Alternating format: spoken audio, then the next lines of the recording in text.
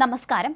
നിരവധി കേസുകളിൽ പ്രതിയായ കണ്ണൂർ സ്വദേശി അർജുൻ ആയങ്കി അടക്കമുള്ളവർക്കെതിരെ പോലീസ് കേസെടുത്തിരിക്കുകയാണ്. കുറ്റകൃത്യം ആസൂത്രണം ചെയ്യാൻ സംഘടിച്ചു എന്നതടക്കമുള്ള വകുപ്പുകൾ ചുമത്തിയാണ് കേസെടുത്തിരിക്കുന്നത്. കൊട്ടേഷൻ ആസൂത്രണം ചെയ്യാനാണ് പ്രതികൾ ഒത്തുകൂടിയതെന്ന് പോലീസ് പറയുന്നുണ്ട്. അർജുൻ ആയങ്കിക്ക് പുറമെ തിരുവനന്തപുരം ആറ്റിപ്ര കളത്തൂർ വിനായകം വീട്ടിൽ ആദർശ്, അഴീക്കൽ കോവലാടി നെരിച്ചൽ വീട്ടിൽ പ്രണവ്, എറണാകുളം പള്ളുരുത്തി കുന്നത്ത് വീട്ടിൽ ധനീഷ്, ആലപ്പുഴ കഞ്ഞിക്കുഴി മാഴിത്തറ കൊച്ചുവേളി വീട്ടിൽ അരുൺ, പള്ളുരുത്തി വരിക്കാശ്ശേരി വീട്ടിൽ ടാൻസൺ എന്നിവരെയും പോലീസ് പിടികൂടി. ജില്ലാ പോലീസ് മേധാവി കെ സുദർശന്റെ നേതൃത്വത്തിലുള്ള ഓപ്പറേഷൻ സ്റ്റീൽ ബോർഡിന്റെ ഭാഗമായി നടന്ന പരിശോധനയിലാണ് സംഘത്തെ കസ്റ്റഡിയിലെടുത്തത്. പുന്നേക്കാട് കരിയിലപ്പാറ ഭാഗത്തുള്ള റിസോർട്ടിൽ ഒത്തുകൂടിയ ഇവരെ വളഞ്ഞ് അതിസാഹസികമായിട്ടാണ് പിടികൂടിയതെന്ന് പോലീസ് വ്യക്തമാക്കുകയും ചെയ്തു.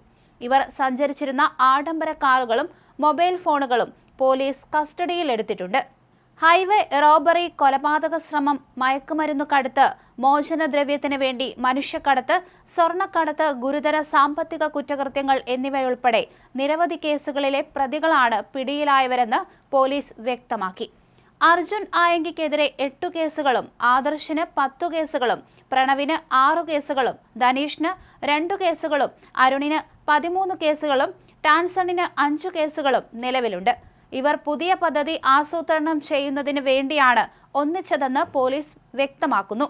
സംഘടിത കുറ്റകൃത്യം ഉൾപ്പെടെയുള്ള വകുപ്പുകൾ ഉൾപ്പെടുത്തിയാണ് കേസ് എടുത്തിരിക്കുന്നത്. ഇതിനിടെ കരുതൽ തടങ്കലിൽ എടുത്തതുമായി ബന്ധപ്പെട്ട് അർജുൻ ആയങ്കിയുടെ ഫേസ്ബുക്ക് പേജിൽ നിന്നും ഒരു പ്രതികരണം വന്നു. കുടുക്കാനുള്ള ശ്രമമാണ് നടന്നതെന്നായിരുന്നു കുറിപ്പിൽ വ്യക്തമാക്കിയത്. കസ്റ്റഡിയിലെടുത്തത് അന്യായമാണെന്നും സുഹൃത്തിന്റെ വിവാഹത്തിൽ പങ്കെടുക്കാനെത്തിയപ്പോൾ പുലർച്ചെ 4 മണിക്ക് താമസ സ്ഥലത്തുനിന്ന് കസ്റ്റഡിയിൽ എടുക്കുകയായിരുന്നുവെന്നും പറഞ്ഞിരുന്നു. അർജുനെതിരെ കേസ് വാറന്റുകളോ ജാമ്യലംഘനങ്ങളോ ഇല്ല. എന്തെങ്കിലും കാരണങ്ങൾ ഉണ്ടാക്കി ജയിലിൽ അയക്കാനുള്ള ശ്രമമാണിതെന്നും കുറിപ്പിൽ വ്യക്തമാക്കുന്നുണ്ട്.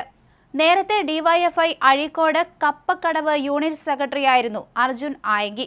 CPIM ലീഗ്, CPIM BJP സംഘർഷങ്ങളിൽ പ്രതിസ്ഥാനത്തുണ്ടായിരുന്ന അർജുൻ ആയങ്കി ലഹരിക്കടത്ത് സംഘങ്ങളുടെ നേതൃത്വവുമായി അടുത്തതോടെ ഡിവൈഎഫ്ഐ ഇയാളെ പുറത്താക്കുകയായിരുന്നു.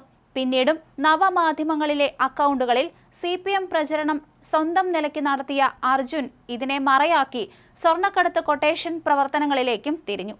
കടത്തിക്കൊണ്ടുവരുന്ന സ്വർണം കാരിയറെ സ്വാധീനിച്ചും ഭീഷണിപ്പെടുത്തിയും ആക്രമിച്ചും തട്ടിയെടുക്കുകയാണ് അർജുനും സംഘവും ചെയ്തു വന്നത്. ഗൾഫിലും കേരളത്തിലുടനീളവും അർജുൻ ആയങ്കി നെറ്റ്വർക്ക് ഉണ്ടാക്കിയിരുന്നു എന്നാണ് പോലീസിന്റെ കണ്ടെത്തൽ.